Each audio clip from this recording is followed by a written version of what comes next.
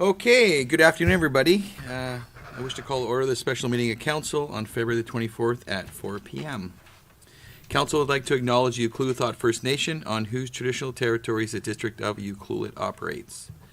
Notice of video recording. Audience members and delegates are advised that this proceeding is being video recorded and broadcast on YouTube, which may store data on foreign servers. Are there any late items? No. Hearing, seeing none, looking for approval of the agenda. So moved. I'll second. All in favor? Opposed, carried. Thank you.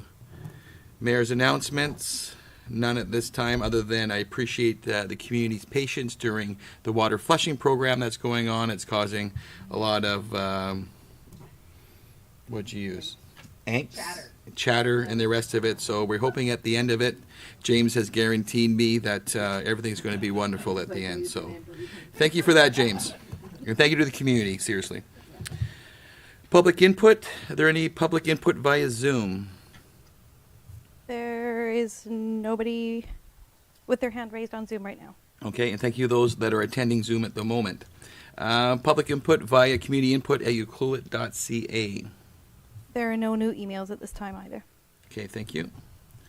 And moving on to why we're here today, report 8.1 2022 to 2026 5-year financial plan overview. Welcome, Ms. Monteith.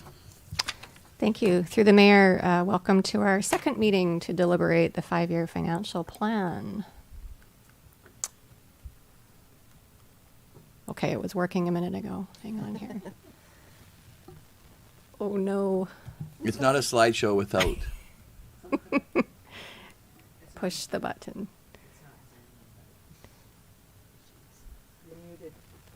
One moment, please.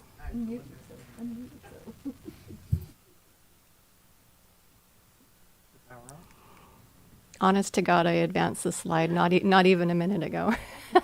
We practiced and everything. Thank you, Paula. It's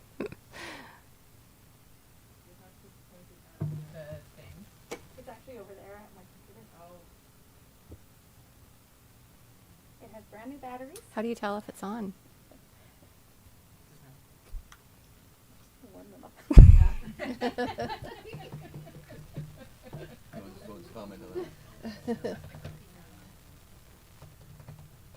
Oh my goodness. At the projector.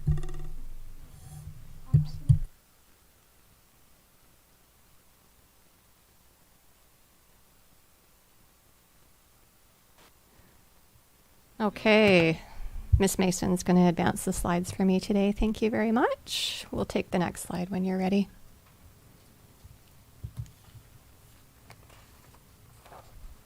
Great. So in terms of milestones, we're on the top right corner, with the official public engagement starting tomorrow. And you may be noticing that I'm recommending a schedule change, but I'm going to talk about that a little bit more later. All the slides will be put on our website, and we'll do a notice through Ukimail and all of our other usual ways to let everyone know that there's a second slideshow to look at. Next slide, please.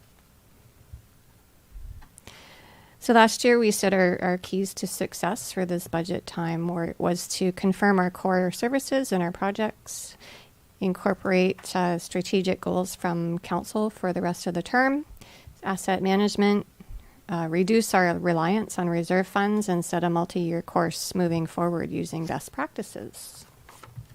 Next slide. It's my grumpy cat. Next slide.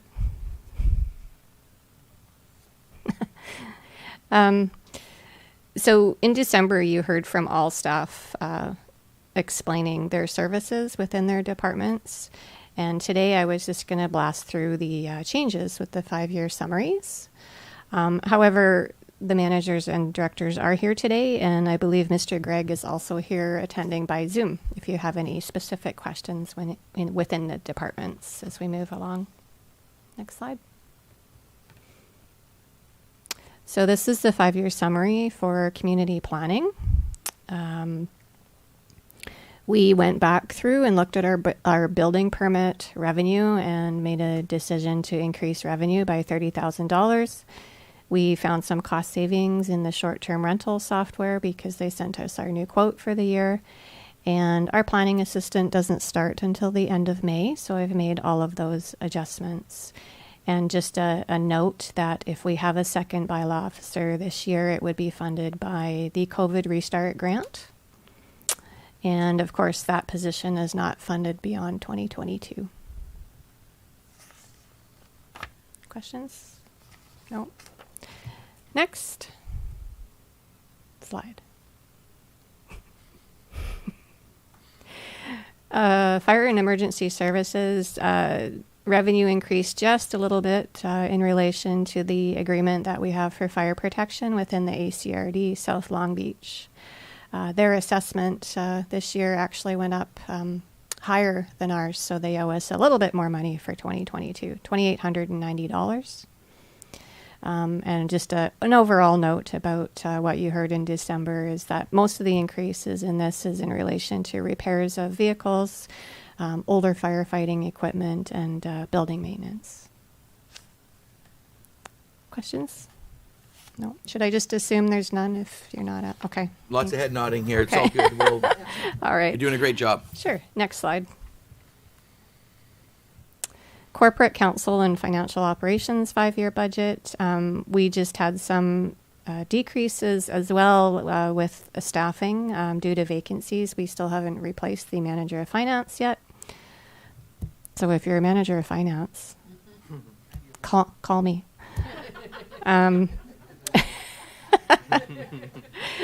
Currently looking. So we've made some adjustments to the staff vacancies to wages. We're going to fund the council elections and their onboarding with unrestricted reserve funds rather than new tax dollars. And I wanted to include the affordable housing reserve fund allocation that we get through the OAP through the MRDT Tourism Ucluelet stuff there. That's from their report that they submitted to us. Next slide. There were no changes in harbor operations from December, other than I added a note to let you know that revenue minus expenses, we will automatically put that amount of money, $37,000 into our Spellcraft Harbor Reserve Fund. Parks and cemetery, also no revisions. So the overall increase in expenses from 2021 is about $47,000. And again, that is also in materials, supplies, small tools, and some bridge and minor trail repairs. Next slide. Recreation final. This one didn't change too much either. We just took a couple of the major repairs out of the core services and funded them with unrestricted surplus. So we've got some upgrades with Johnson Controls to do, and we also need to do a $32,000 upgrade to our heating system. Miss Fortune's nodding her head in agreement. So that was it there. On Jack, for absolutely. The RMI, I just so you could explain if to the audience or why it's zero from 2023 to 2026. Sure. So our RMI agreement. Oh, sorry. Actually, Miss Fortune wants to answer that. So we'll welcome her up to the podium. Turn off my mic.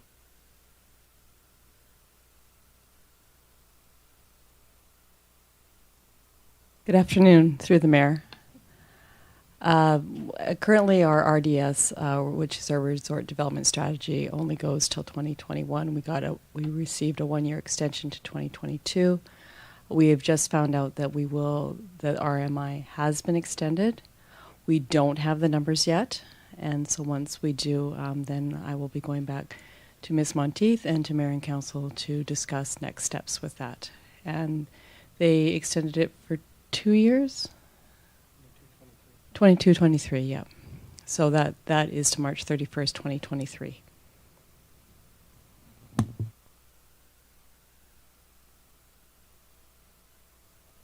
That's a great question. Thank you for that. And thanks, Ms. Fortune.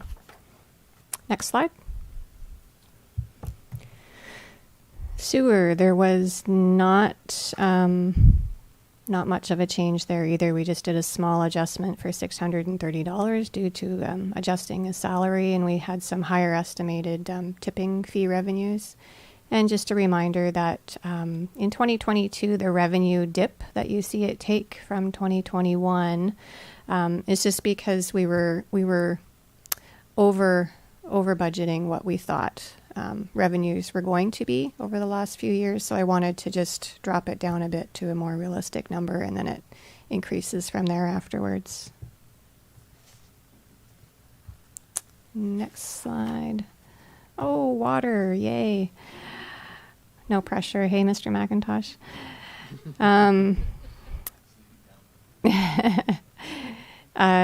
There was only a small adjustment in the water slide as well for some salaries.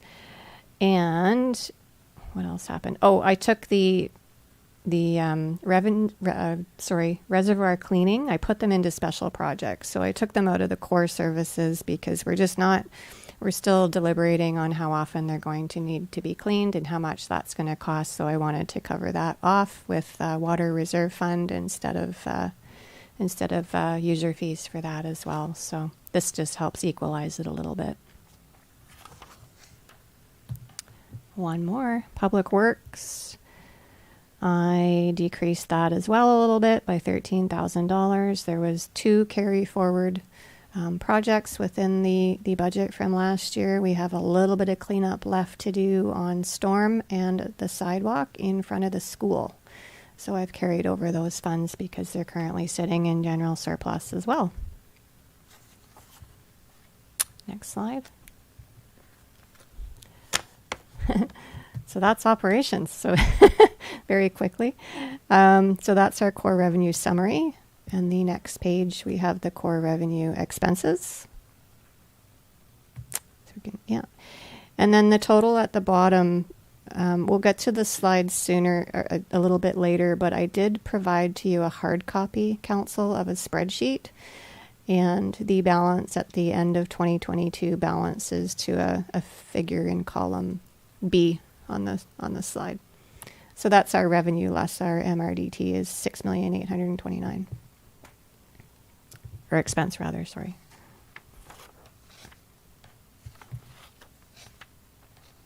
Okay. Next slide.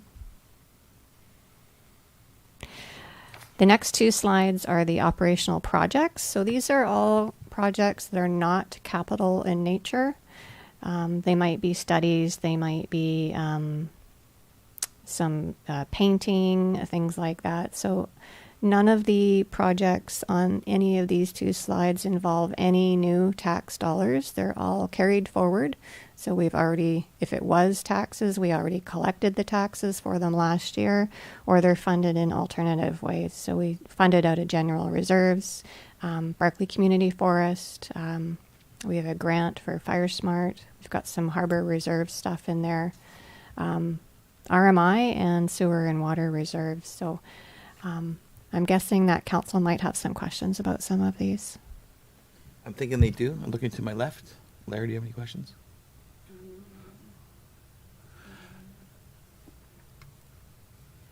Excuse my ignorance, but what is Johnson Controls? Miss Fortune, would you like to answer that question? Can you go to the microphone, please, just for those dedicated residents that are listening?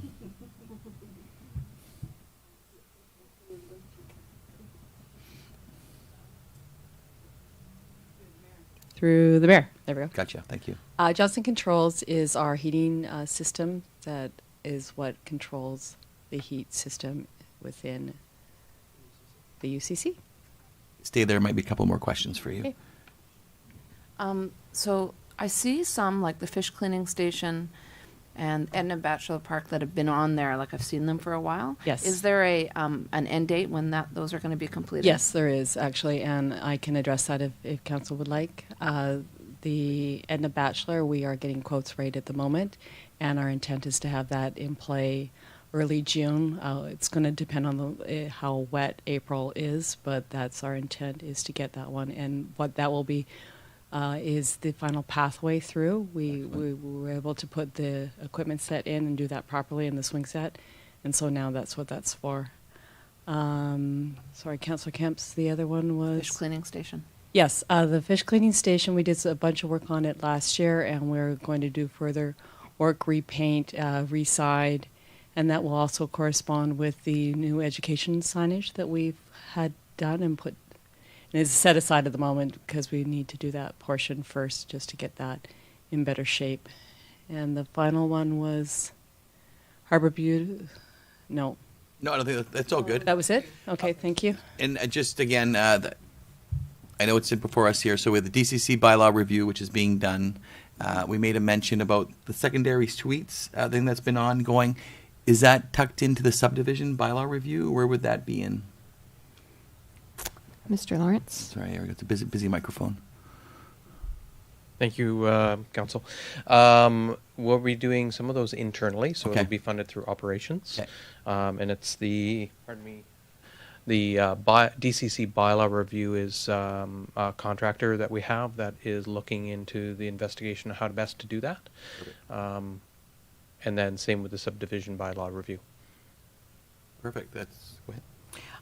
Just a question about the school storm drain. Is that the one by the elementary school, by the parking area? Do you know that, James? That is the one by the park. Oh, okay, that's by, and we're just gonna wait until both schools are fully completed until we work on those? Is that the idea? Sorry, James. We should give everybody microphones. I know, we should. The chief got off easy here. Luckily, we have that in the budget this year. So through the mayor, I don't have an exact date on when that specific item will be replaced, but I can return to council with an update if needed. Okay. Yeah, and the school, same goes for the sidewalk. We're probably just waiting for the schools to be finished. Is that correct? The sidewalk is actually in our queue for a work order to be completed as soon as possible. Okay, great. Thanks, James. Ms. Mason, you could advance the slide in case council has any questions about the second slide. Thank you.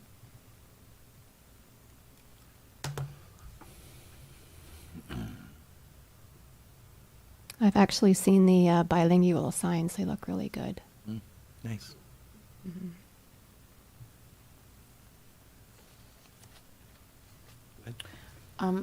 The heritage signs, when, are they for, what were those ones for? Are they for the wayfaring ones? Crow's nest. Oh, ouch. Mako Noel. Well, someone's taller than me. Mm-hmm. That's not that hard to do. The heritage signs are an annual project that we work on with the Heritage Society. The most recent one was one of the most recent ones was the one Emily Carr that was down by the walkway, and so it's something we try and pick an area every year and have it throughout the community. So that's what that is Okay. funded for. And where are we at with the pathway fine? Is that the wayfaring signs? Is that correct? Yes, that is correct. I am in possession of the final report, and we will be working forward to now installing them this year. So that's something we're really looking forward to. Okay, great. Thank you. We will be seeing a report on that? Yes. Okay, perfect. Yes. Oh, absolutely. Okay, excellent. Yeah. The intent is to get that to you guys, to council within the next month. Time just flies by. It's end of February already. It's okay. Yeah. We're losing time. We are. It's all We good. are. We can only do what we can do. Any other questions for anyone? While you're there, Yes. do you know where the next heritage sign, what area we're looking at? I'm just curious. We are looking at potentially Little Beach on the high side where the table is, just to have some general information. But we would be working with the QFSAT on that, so that might not be this year; it might be the following year. But that is one of the areas we are looking at. Any other questions? No, that's great. Thank Thank you. you. Great, thank you. So the total of these two slides also correspond with the spreadsheet before you as well in column C, I believe. Next slide. Okay, I wanted to just highlight the COVID Restart Grant. We do need to look at spending the rest of it in 2022. So this first slide under the funds column tells you what we had brought to you in how we thought we were going to spend the money in 2021. And then the column on the right shows you how we actually spent the money on the right. So, of course, we weren't able to get an RCMP reservist. We had about 5 months of a bylaw officer and topped up the recreation revenue, and we also were able to get the temporary part-time janitor. We also had Judy from the UCC tracking all of the extra costs for the plexiglass and masks and all the extra cleaning supplies that we had to put in place for to keep everybody COVID safe. And then we had some of the IT work done as well. So that brings us a balance forward of for 2022 $3,300. Geez, I can't read today. $322,000. Next slide. Thank you. So this is how we would like to spend the rest of it this year. We'd really like to have these 3 positions as they were temporary. So we would like to have all 3 of them back. They proved to be very, very beneficial to staff. There was lots of garbage last year. We really needed the extra bylaw officer and the janitor as well, because we're still doing all of the extra cleaning. Our second bylaw officer recently actually did a whole bunch of letters to people who were not compliant in business licenses, and we're getting a lot of people coming in suddenly applying for business licenses. So it's already proving to be very good. And then we have just some safe workstations that we're trying to have people spread out in the offices more. So more offices, safer offices. And there's a lot of IT upgrading to do still as well. We're not finished the project in the UCC main hall. And of course, in the George Fraser room, you can see we're still all sharing the same microphone. So we have that project to finish as well. But that will enable us to use all of the COVID funds that we receive from the province by the end of the year. Just for the audience, Donna, so this restart grant and this money used, we were only allowed to spend it on certain things. It was very, very clear of what we had to spend it on, correct? That's correct. They had to be things that we needed to do in relation to the pandemic. So the staff that we hired was because of all the extra things that we had to do to keep people safe, including creating workstations, allowing people to work at home for a while. So there was a bunch of IT stuff that we had to do. So we can't just go out and buy a truck, things like that. Yeah. Any other questions regarding? I do have one question. So obviously, next year, 2023, the next group up here is going to have the tough decision of where this 120 grand is going to be. I would just encourage staff there when working with Tourism Ucluelet, because when I look at those 3 light items, that is directly related to one thing, non-locals being here, hence why we need to add those 3 other ones. So for me, that would be Tourism Ucluelet possible expense into 2023, and you have 12 months to work on it, and hopefully you can squeeze a little bit out of Denise. Denise has heard this from me many times, and again, it's just trying to push some of those direct costs, which we know are related to tourism, away from the residential tax base. That's also another conversation. Yeah, just wanted to. What they could use it for. Yeah. But yeah, thank you. That's a good slide. Great. Thank you. Next slide. Okay, we're on to capital already. Next slide. So this is the vehicle fleet review that we showed you in December. It's been altered a little bit. So the 2 directors and Mr. Lawrence got together, and they really made a decision about what they really need in 2022. So this is the list. It's the highlights are a couple of vehicles. So a vehicle for the janitor. The building inspector doesn't have a vehicle. She's sharing a vehicle with our bylaw officers at the moment. A loader and 2 tractors, so that totals $350,000. I'm not going to sit here and pretend to know anything about tractors, so by all means, call up the directors and ask them whatever you'd like to ask. So my job here is to let you know that I'm proposing that we do that through a small equipment loan. 5 years. It's pretty cheap to borrow money right now. It's 1.04%. And I have how it's laid out on the next slide. But if you'd like to know more about the vehicles, this would be a good time. This is probably for Abby. So do we have enough equipment to service the trail and cemetery areas and so forth and throughout the community?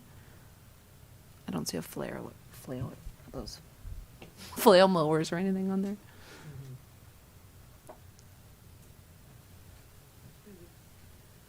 Pause for a second. There we go. There you go. Through the mayor.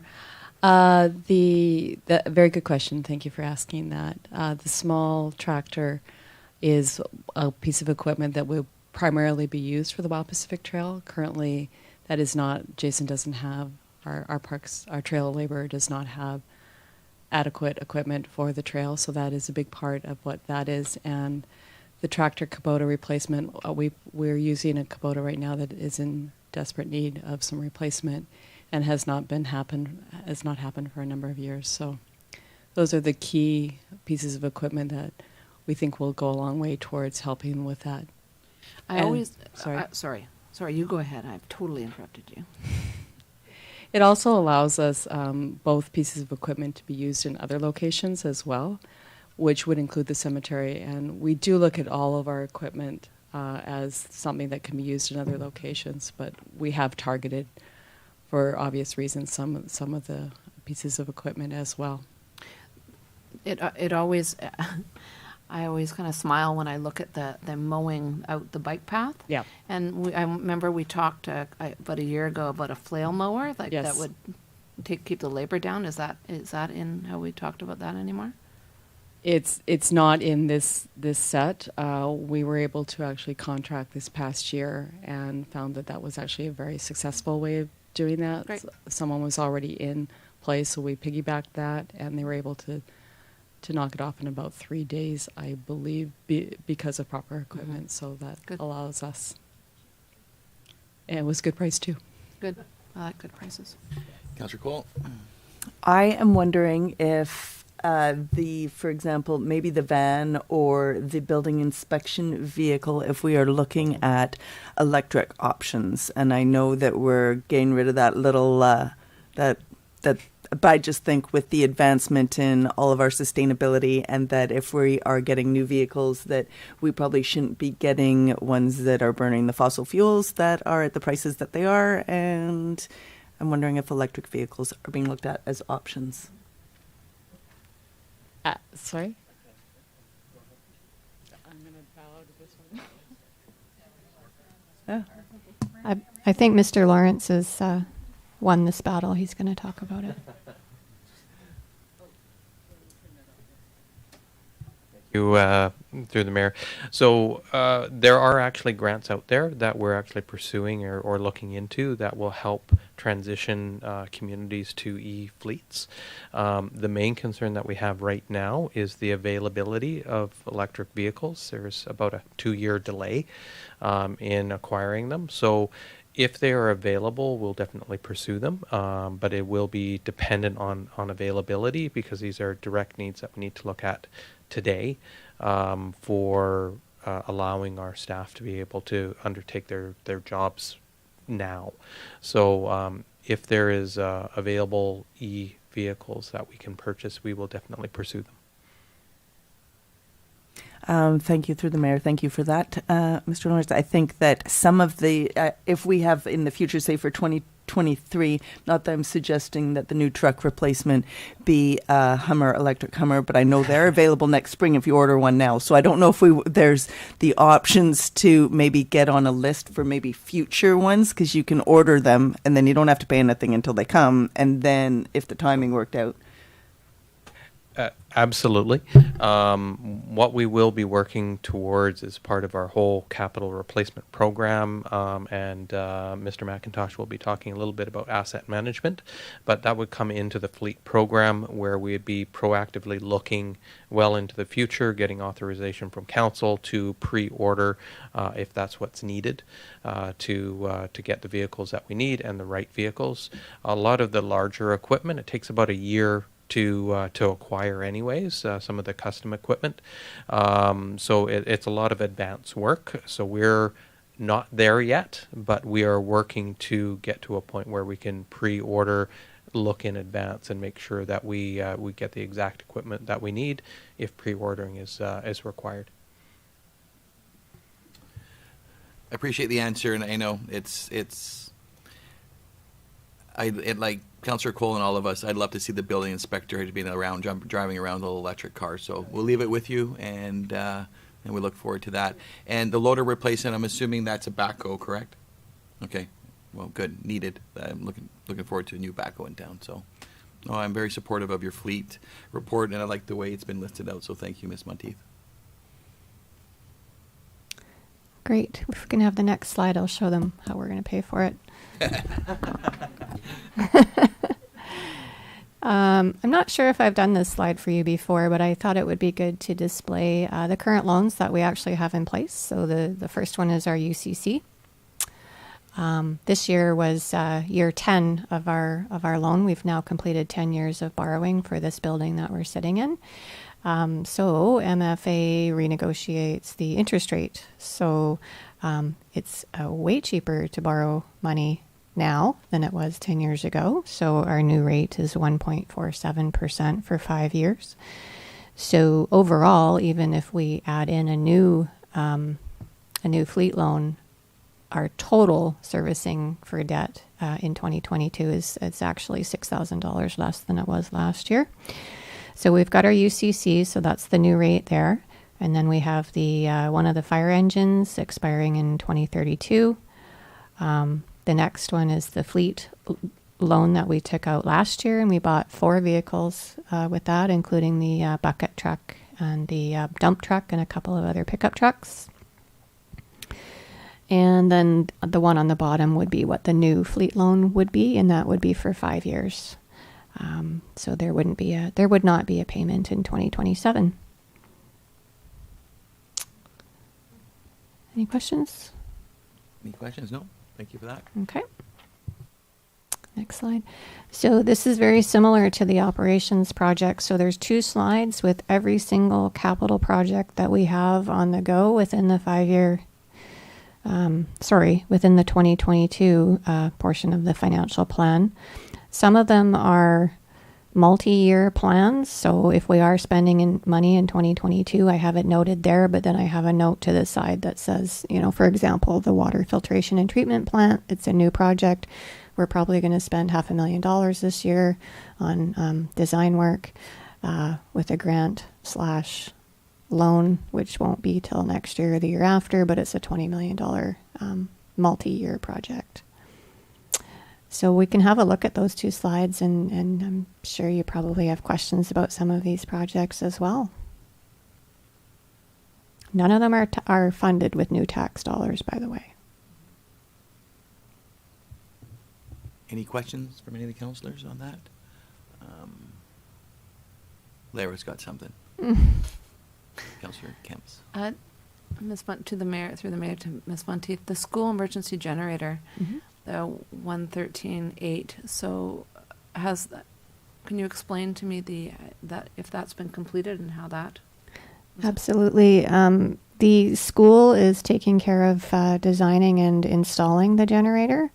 We, council allowed up to $180,000 of Barclay Community Forest funds originally. The first price that we got was somewhere in the neighborhood of 120. So we paid 60 and change last year for it. So out of the 180, we have 113 left. However, I expect it to be under budget because at that time that we paid that bill, it was listed at 50% of the cost. So, but as to when that project is going to be finished, I don't specifically know the answer. Thank you. Mm-hmm. Did you want to look at the next slide? I think so. No questions on this one, so thank you. Okay.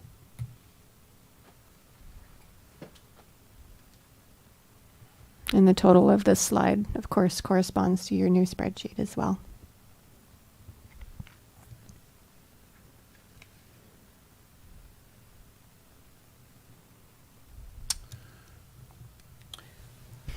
Through the mayor to Abby. The playground at the Village Green, you have $20,000 allotted for that. So are you using some of the equipment that's already there and just adding to it? Because $20,000 doesn't really, is that what it is? Oh, concept. I think it's the plan.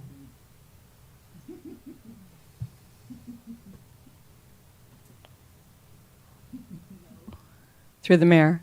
Yeah, that is correct. It is the concept plan for the Village Green. What we're hoping to do is be able to have that plan in play, and then we can then go and source other grants for the whole project. And if you don't get any, if you don't get other grants for the whole project, where's the money going to come from? For the playground, or for at this point in time, we don't have Money funds. allotted? Yeah. Yes. Okay. You have a follow-up? No.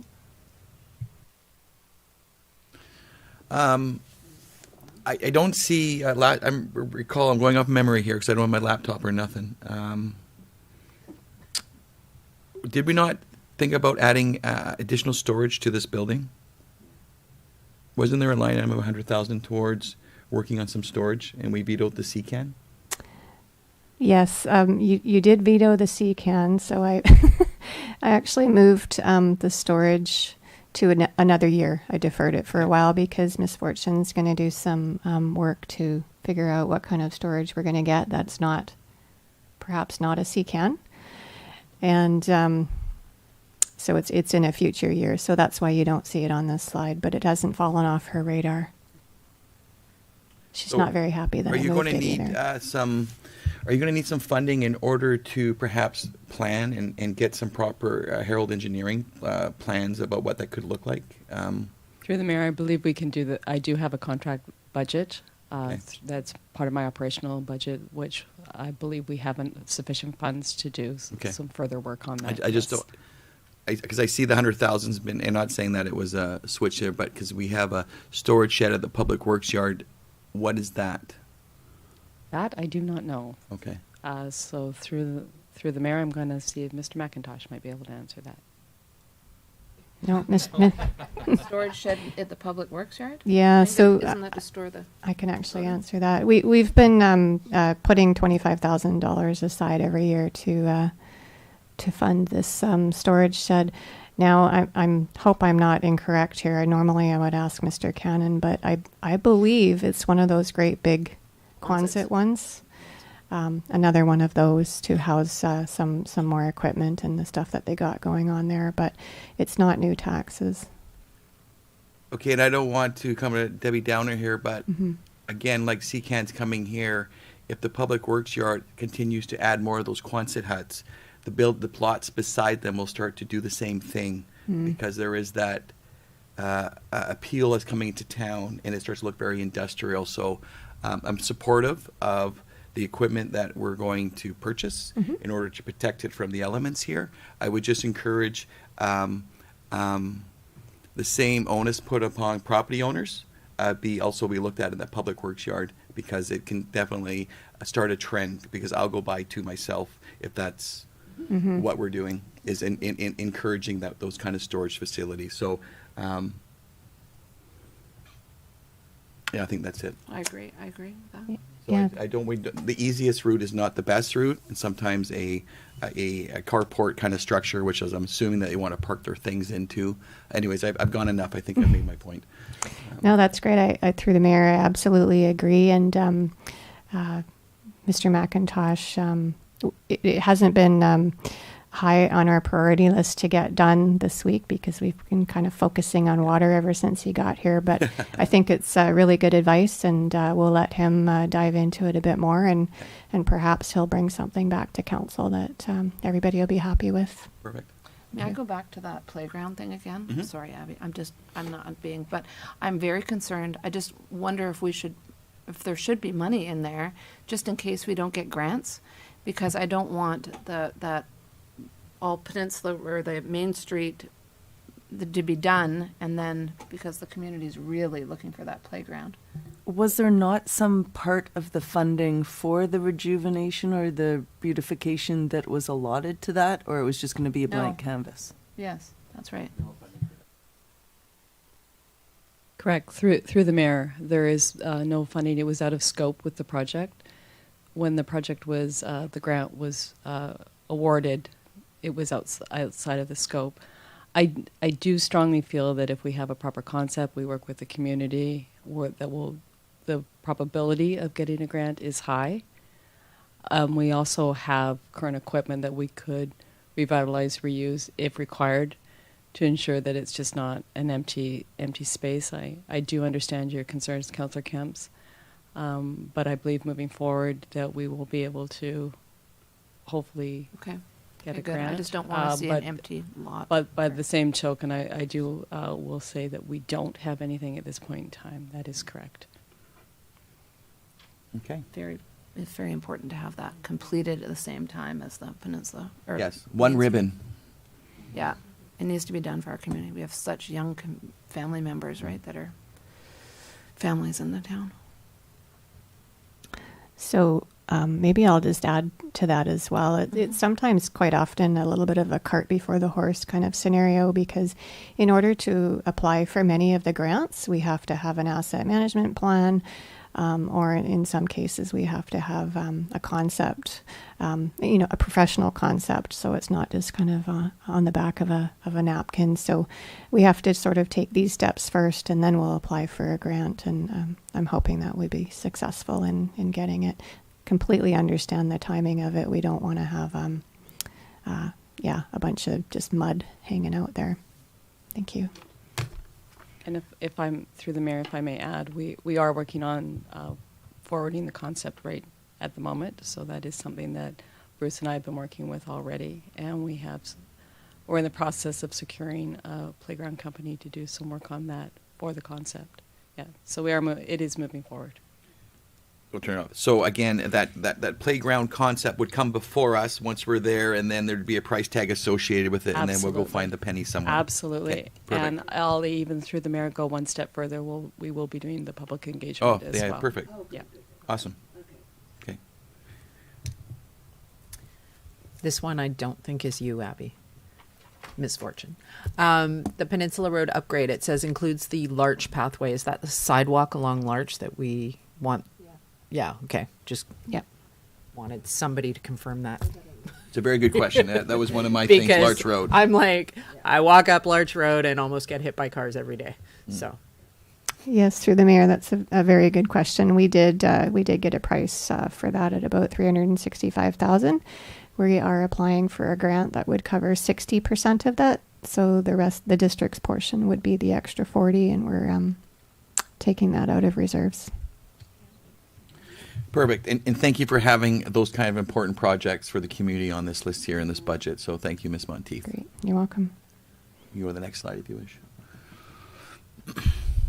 Okay, so this is why you have a hard copy of this in front of you, because it's far too much information to put on a slide and you'd never be able to read it. So that's why I keep referring to it. However, it'll be on our website, so anybody can see it and enlarge it and have a look at it. And I'm going to full on acknowledge that I watched the Tofino's budget presentation, and this is one of the forms that Nyla put forward, and I really liked it, so I've borrowed it with pride. So it shows all the service areas and the core project and capital expenses, and any planned transfers on the left, and on the right is all our revenue sources, and the blue column in the middle is taxes and parcel taxes, which is 22% of our budget. So what I can say about what we've presented so far is the only thing that is now not covered as core funding is the debt servicing. So we do need to work in future years towards not using reserves to cover our debt servicing. But you might remember back in December, I was looking for over $500,000. So now I'm only looking for 185 and change. So this is, I'm quite happy to get to this position. And looking forward to not relying on general reserves to cover operations. And thank you for that. Just before thanks for that that big switch in the number there, because obviously going into this, when you thought that you were going to have a 500 number to start, it changes this whole and makes it really uncomfortable for all of us. So thanks for finding those, wherever you want to describe it. You're very welcome. We sharpened our pencils pretty hard. Yeah, it's very obvious, so thank you. Next slide. And there's the pie. I always have to do the pie every year. So on the left is our revenue by different categories, and you can see that property taxes and parcel taxes are 22% of our overall revenue. And on the right is how we spend our money. Our overall district budget is $17.4 million in 2022, with a little over half of that being capital projects.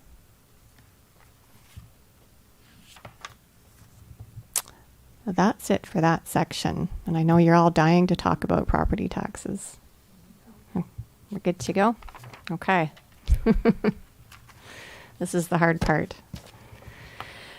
Okay, so I'm starting off this particular section with 3 years worth of assessed values.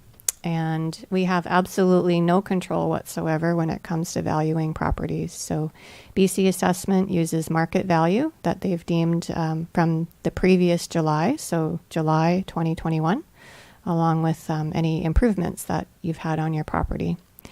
So some of the notes that I have are, I can say that we have 27 single-family residences have been added since the revised roll last year. And in 2021, you might remember it's read up on the slide that BC Assessments did a major correction downwards in the business class due to the COVID-19 pandemic. And this year, the business class is back on the rebound. Overall, the average increase in assessed value for a single-family home in Ucluelet in 2022 is 43%. So it's very high. And I went onto their website because I thought it would be really interesting to see what the different neighborhoods within town look like. Because they've got 43% for the whole town, but it would be kind of neat to see what it is by neighborhood. But unfortunately, they don't have that information for us. So I did some spot checking yesterday, and I did notice a few trends. So the value of vacant land in particular, especially on Marine Drive and Rainforest, has increased well above average. Properties on Marine Drive, Larch, St. Jake's, Bay Street, Rainforest, U, and Holly Crescent tended to be higher than average, so higher than the 43%. And properties on Victoria, Helen, and Pine actually tended to be less than average. And properties on Cinnamoka and Cedar Grove tended to be much higher than the average. So I didn't have a chance to look at every little street in town, but those were some of the trends that I did find. Yeah, it's actually, on this slide, the values have almost doubled, from 660 million to almost, it's over $1 billion of real estate. It's just mind-boggling in 3 years. Crazy. Yeah, we're pretty popular. And I really appreciate the slides. All of them have been fantastic, and this is another good one putting the context before us. Great. And I've included the link in there too, because it's all public information, so it's kind of nice for people to be able to go in and look at all the information that can be found online as well. Can you go to the next slide, please? Okay, so there are some factors in the decisions that we're going to be making today, and some of the reasons why I've done what I've done to try and balance the budget. So some of the influencers for us, of course, is during the pandemic, Council definitely heard residents' concerns and took steps to offset these hardships with free business licenses in 2020, and then increasing taxes, property taxes, by 1% over the last 2 years. So that, along with rising costs and increases in service demands and growth, have really given us a need to play catch up this year. So we knew that this would be the year where we have to catch up. I've kind of been around the office saying, back in the day, you went to the Brick and you bought the couch, and it was don't pay for 2 years. And now we're 2 years in, so we just have to catch up to the rate of inflation. And the rising costs as well. So that was the major factor in what I'm doing today. And I just want to reemphasize that the projects, whether they're capital or not, don't involve any new taxes this year, and taxes are only being used for operations. And I've listed the different ways that we receive money, such as gas tax, RMI, and Barclay Community Forest, our user fees and grants and reserve funds. And I do think we should continue to pursue alternative ways to create revenue other than taxes. And of course, our other considerations, I say this every year, that we need to work towards a sustainable funding model for operations, and have regular reserve contributions for asset management and new infrastructure. So those are kind of some of the things I had in the back of my mind when I was preparing these today.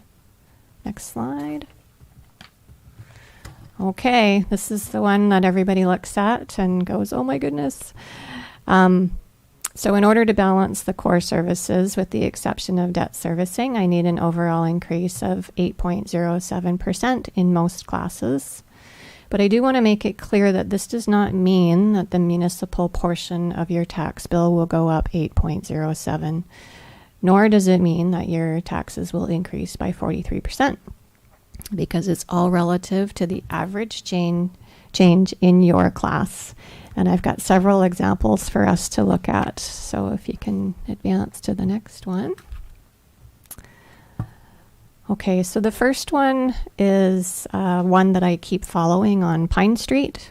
In 2022, the assessment has gone up 25% this year, but that is well below the 43% average. So that person is looking at a potential decrease to their municipal taxes of $59. In the second example, their assessed value went up 38.9%. They're going to pay probably somewhere in the neighborhood of an extra $100, but that is not 8.07%. It's somewhere in the neighborhood of 7%. So they've gone up enough, but they're not paying the full 8%. And then the next one, their assessed value on Marine Drive went up 56%. So of course that's when you start having to pay more than the 8%. So they're going to pay an extra $328 this year if you have a home on Marine. Hopefully you have an ocean view as well. We've got some more examples on the next slides as well. Okay, and if you're on Tyee Terrace, your assessed value went, in this case, up 84.6%. However, the assessed value isn't really very high. It's only $528. So it's gone up 84.6%. They're going to pay something in the neighborhood of $377 more. This particular one, though, is actually a nightly rental paying residential tax. So they're not actually paying commercial taxes. The business class is a little bit challenging as well, because I mentioned earlier that in 2021 the assessed values were decreased for many businesses by BC Assessment. So anyone in 2021 who had a business assessment stay exactly the same as it was in 2020 ended up paying quite a bit more, because the ones that went down paid less, and the ones that stayed the same had to pick up the shift in the balance. They had to pay more of the burden. This year, those business properties that were worth last year have come kind of back up. So we're finding that this particular one, it's a restaurant on Peninsula, it's actually looking like they're going to pay a little bit less than they did last year. And they're still paying a little bit more than in 2020, but not a lot. So they paid quite a bit extra last year, but they've got a decrease this year. And then there's a business on Forbes Road. I think it's this one of the storage places. So their assessment went up 30%. So they're going to pay another $600. I think I have one more. Yes, I do. So this is an example of a split class. So they have a restaurant, and then they have some residential taxes there as well.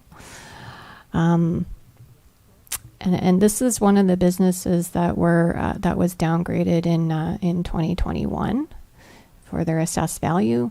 So they got quite a bit of a discount last year. So they're this year they've come back up. They're going to pay a bit more. But if you look at the total for 2022 versus the total for 2020, they're still paying less than they were in 2020. So you can see what I mean back to that first slide when it looks like, oh my goodness, everybody's going to pay an extra 8%.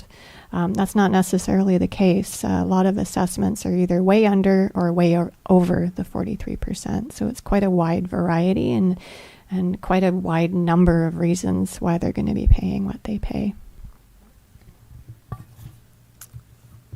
Does anybody have any questions about that? I have a few more comparative slides to show you, but No, you've laid it out no. nicely. No. Okay, so this is the slide I showed you in December. I just replaced 2020 with 2021 information because it's on the provincial website. So so Euclid is still the 5th lowest out of 9. We have the 3rd most valuable homes, yet the residents pay less in relation to some of the other communities that we have on that slide. You pay almost the same taxes in Port Alberni despite your home being worth less there. Although not for long. I think their average this year was 47%. And if I can just get the next slide. I've updated this one as well. So if you take our average, then the average homeowner is paying about $320 a month in taxes. And I think it's good to list all of the things that you get for almost the price of a cell phone bill every month if you're like my family, so who uses a lot of data. All right. That's all I have for the actual property tax ask to balance the budget. The next slide will be about the schedule changes, but I just wanted to pause for a minute and see if I should just keep going. I think you're on it. Keep going. All right, next slide. I didn't have a question, but you know, when you get your property taxes, I think it's unclear to some people when municipal tax is an increase of 8%, but that we don't figure out what the rate is for like library, fire, policing, and that so forth, right? And schools. That's something totally different. So through the mayor, fire is within us, but I think you're thinking of police, school.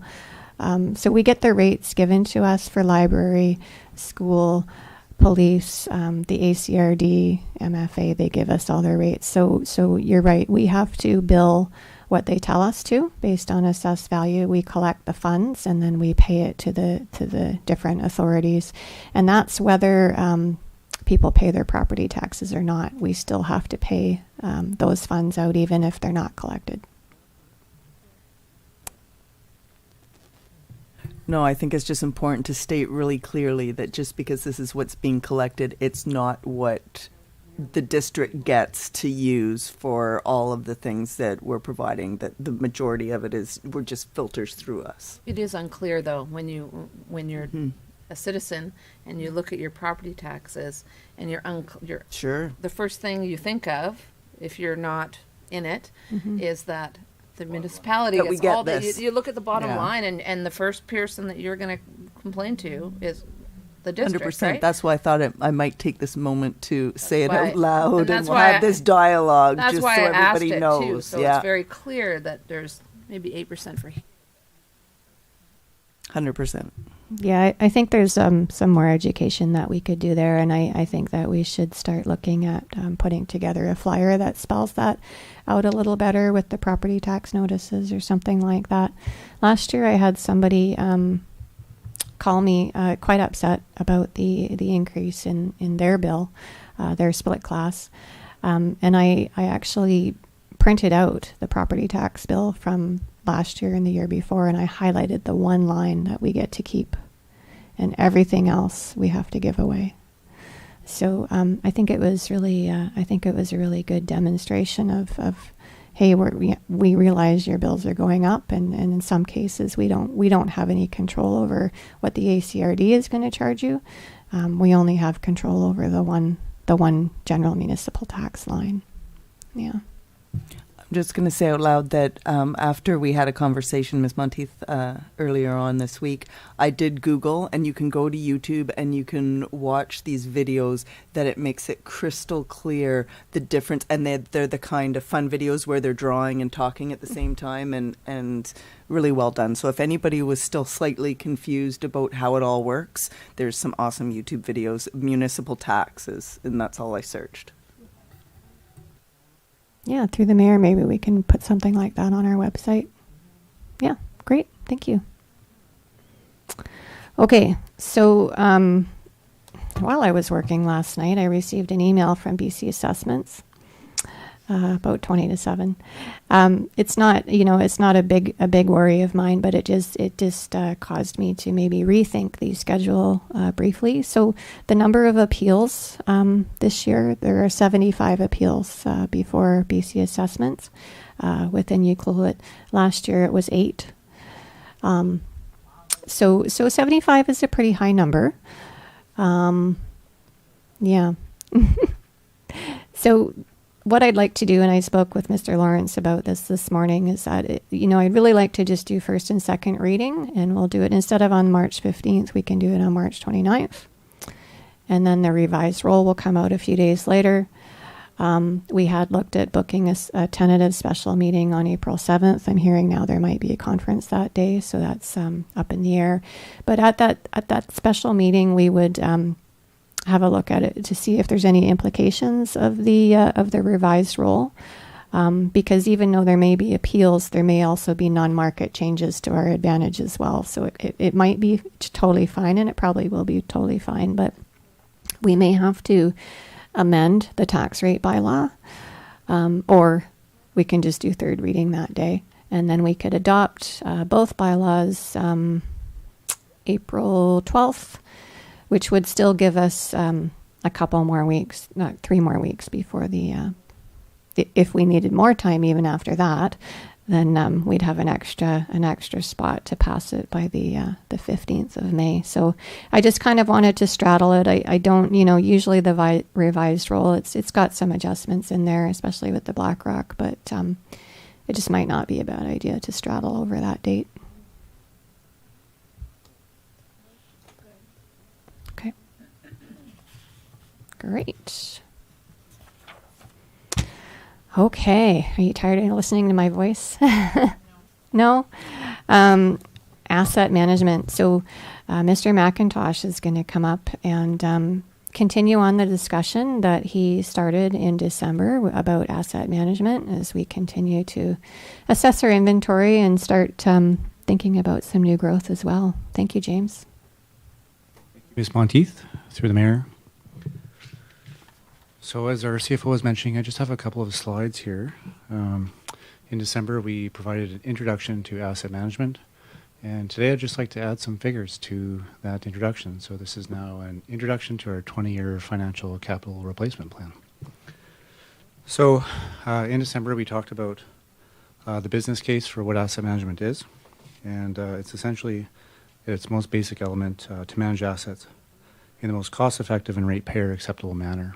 So the key point there is what impact does that have on decision makers and taxpayers? So some of the slides that we presented in December can be shown on the right-hand slide there, and that pie chart is indicating all the assets that we currently have in the system and their value. Lower right are some of the assets I pointed out in December that we know and are familiar with. The rec hall, of course, being in very poor condition. The loader is there. We'll take care of that soon. And of course, some storm drains. So I share those just to give a real-world first-hand example of assets that we know and recognize, as I mentioned. Some limitations to this practice, of course, are that what we're using is all the data that's currently in our software in Citywide. And although it's useful, it's not complete, and we'll continue to improve it as the practice expands.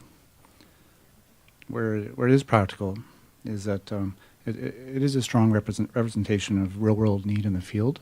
And an example of that is just that rec hall in the loader and the Bobcat. So this is the data that we have in the system currently.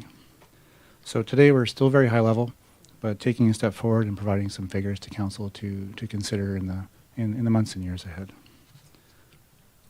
Next slide, please. So what I'm showing you here isn't necessarily bad news. It's the state of infrastructure for modern communities. This is an overview of 20 years of the capital replacement renewal. And so this is assets expiring, essentially experiencing their last birth date along a horizon of 20 years. The total 20-year need is estimated at $82 million, and that includes inflation as well. That figure will only grow as our practice continues to mature and develop. I'll highlight a few of the salient or prominent items there on the slide. That backlog to your left includes assets that have already expired and experienced their last birth date and are still out there in the field providing service. That's at $18 million today. Some of those are buildings, the rec hall, for example. Roads, there's about $6 million in there. I expect that to be much higher. Water, there's about $3.5 million in that backlog, most of which are water mains. And there's also fleet and machinery in that backlog. Across 5 years, 22 to 2026, there's about $7.5 million. 10 years, there's about $21 million. 20-year total is $63 million, and then the 20-year total with a backlog is $82 million. So it's a big number. It's common to communities, and it's the state of infrastructure really in developed nations. So the opportunity and the challenge is to have a funding strategy that manages assets in the most cost-effective way for taxpayers. Next slide, please. What we're looking at here is a group of 3 different components. In the background is the capital replacement assets that I've just described, that $82 million. Yellow is bundles of projects in the growth category, and then the green is our significant projects for our current approved 5-year capital plan. Significant projects there. So the background in capital need, of course, is $82 million. The yellow is bundles. There's about $13 million there. And in those groups are things like the multi-use path at Larch Road, which we're tackling with Peninsula Road upgrade. So either way, we'll get to Larch Road. Terrace Beach is in there, Seaplane Road. Lots of multi-use paths in that growth bundled project realm. In the green are significant capital projects. And those are in the short term, so there's $21 million there. So those are projects like Village Green, Peninsula Road, and Amphitrite House. So this is district staff's first attempt at getting all of the capital need in one place, and we're working towards having really capital, operating, and growth in one place for council's future consideration. Today we just have capital and growth. But it gives an example of the scale of need across the time horizon, and also a look at comparatively to what the approved budget is.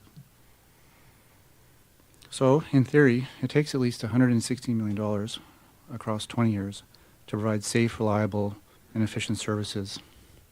So it's a big figure,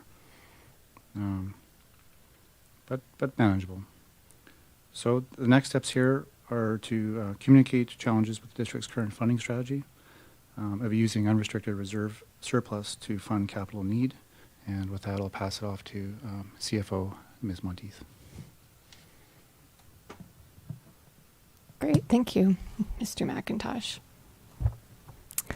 Yeah, that's big. That's a big number. Next slide, Ms. Mason, please. And the next slide. So I just wanted to talk a little bit about reserves and reserve funds and unallocated funds for a moment. We started this discussion in December as well, but I wanted to continue on. So this was one of the slides that we used in December.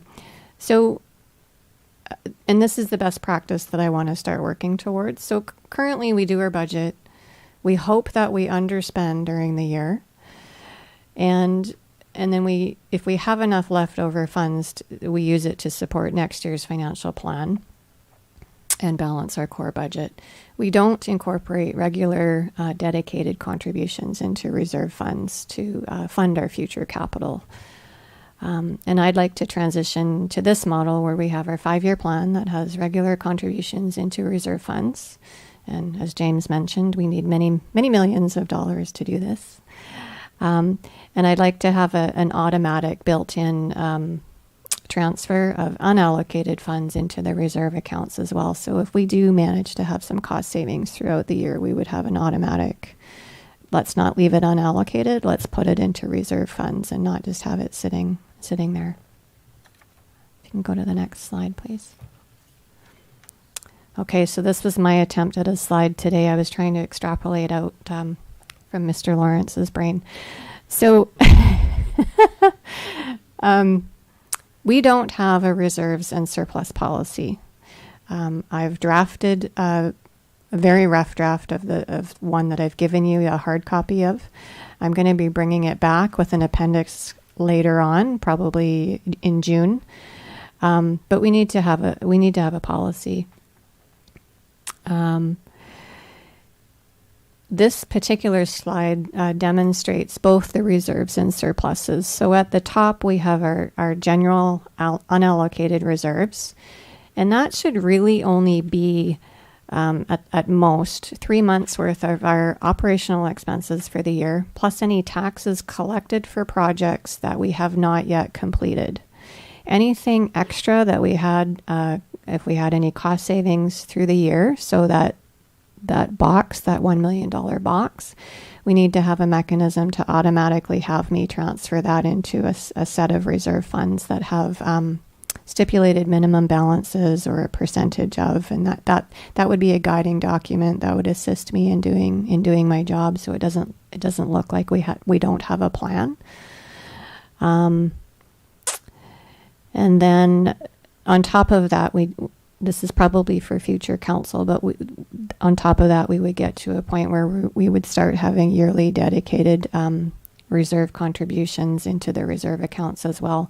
Although we can build that into the policy as well if we want, and we'll be talking more about that when the policy comes back. So I've drafted you a policy.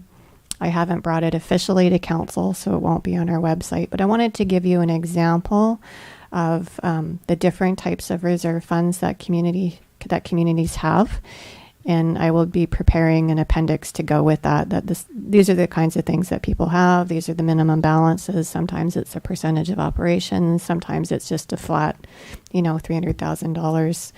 And it would really be a guiding document for me to be able to do the 5-year planning and start building up our reserve accounts. And the list of reserves that I have up there that we would contribute to are in the policy that I have before you. Some of the reserve funds, if you can go to the next slide, Paula. This is actually our current list of reserves that we currently have. It's an audited number from 2020.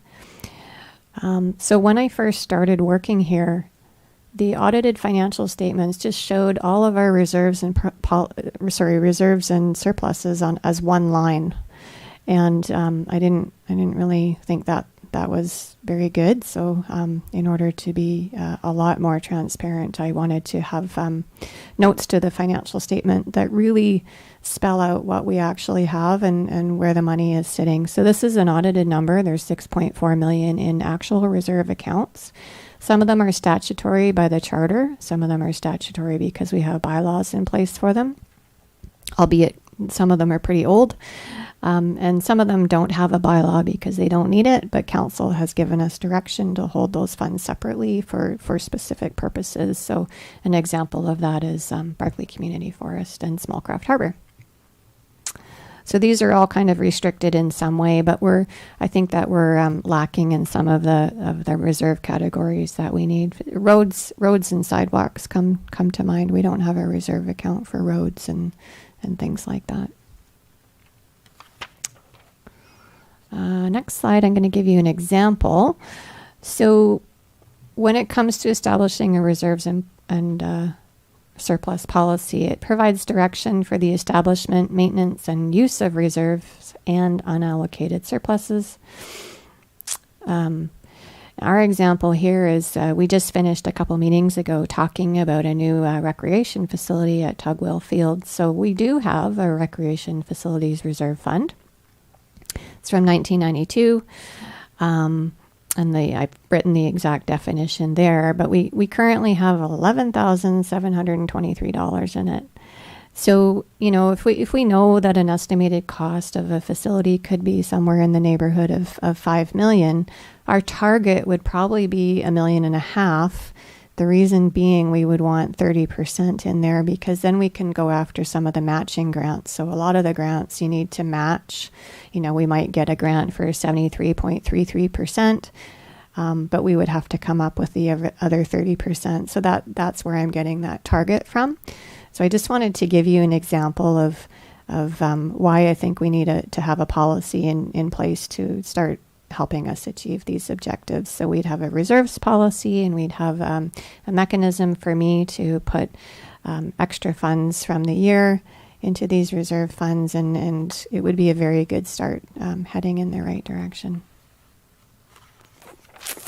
Next slide. So my next steps in this conversation, realistically speaking, would be in approximately June. I would be coming back with the full draft of the reserves and surplus policy to council for review and approval. Then I would have to go back and establish and update any new or existing reserve accounts that we have. And then I would seek council approval to allocate the unrestricted funds that we currently have into these dedicated reserve accounts, so people can see we actually have a plan for these funds.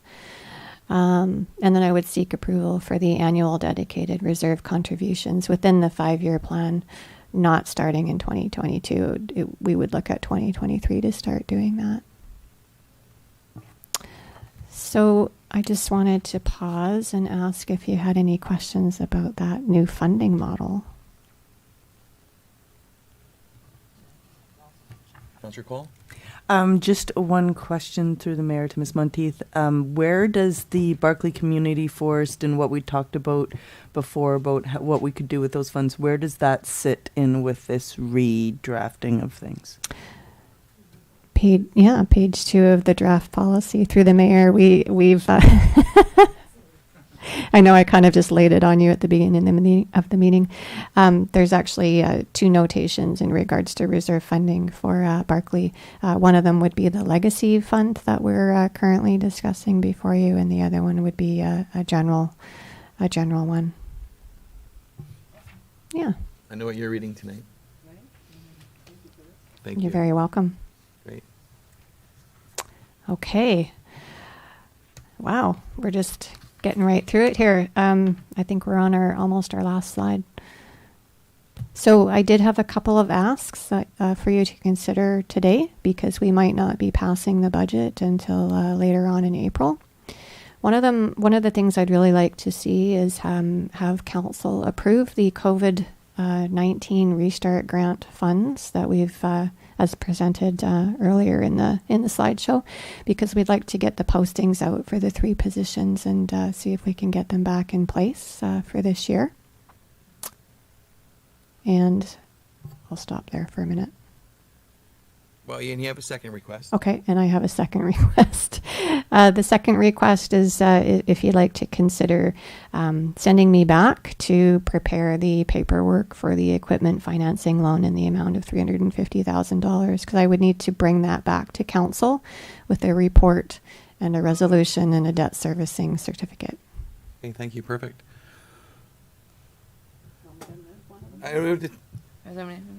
For me, I don't think there's any concerns here. No. So if And I'll you'd move like one? to move them individually, Yes. please.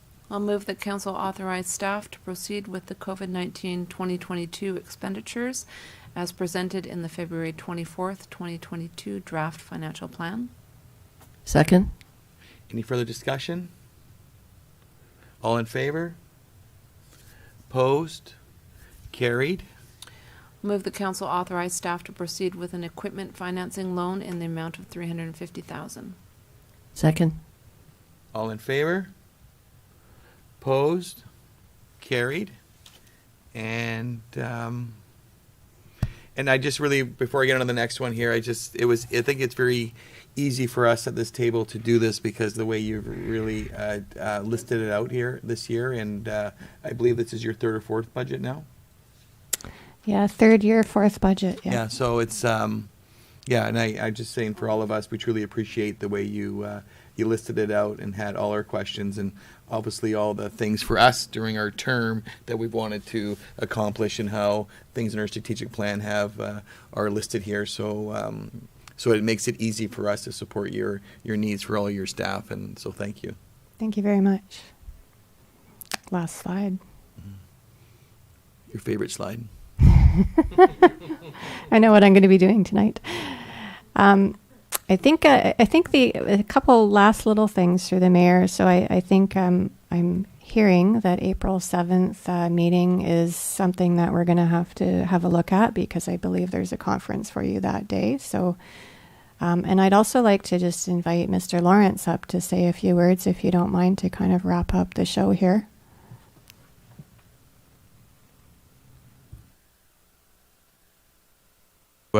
Thank you, Mr. Mayor and Council.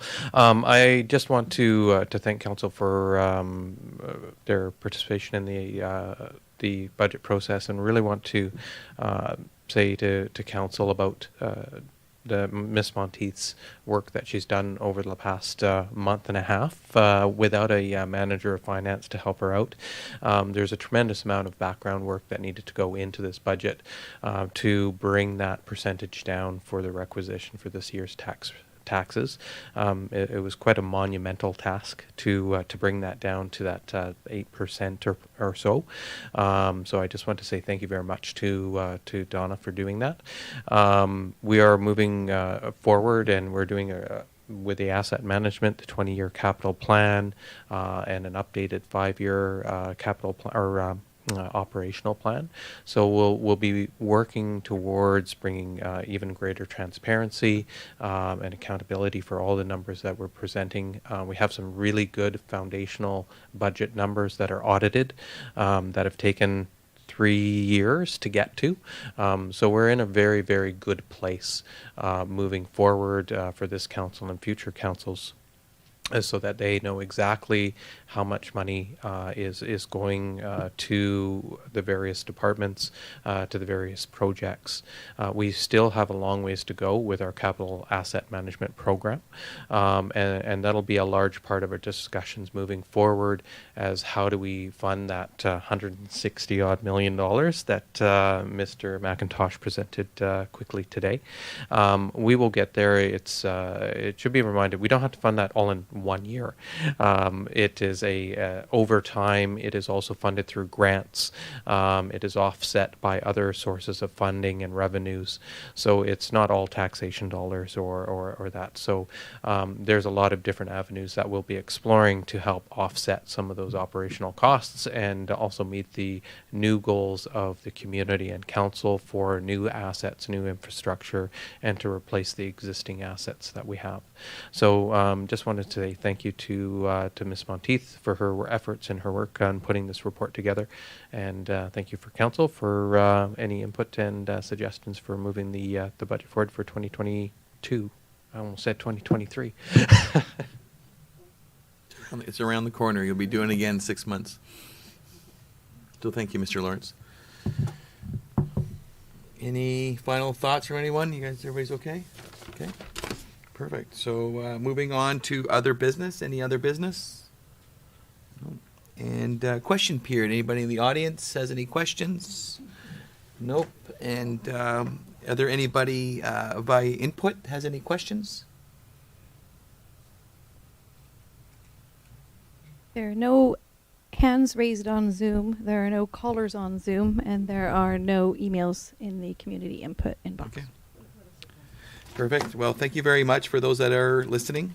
And today's budget meeting is adjourned, so thank you.